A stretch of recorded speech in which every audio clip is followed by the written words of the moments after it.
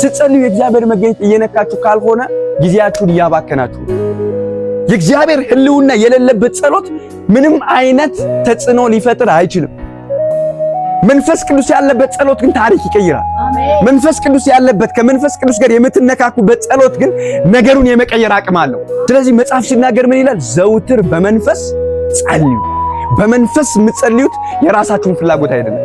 በመንፈስ ስትጸልዩ የምትጸልየው የእግዚአብሔርን ፍቃድ ነው። የእግዚአብሔርን ፍቃድ ትጸልያለህ። መጽሐፍ ቅዱስ ሲናገር እንደዚህ ይላል፣ እኛ እንዴት እንደምንጸልይ እንደሚገባን አናቅምና ነገር ግን መንፈስ በማይነገር መቃተት በእኛ ውስጥ ሆኖ ይማልዳል ይላል።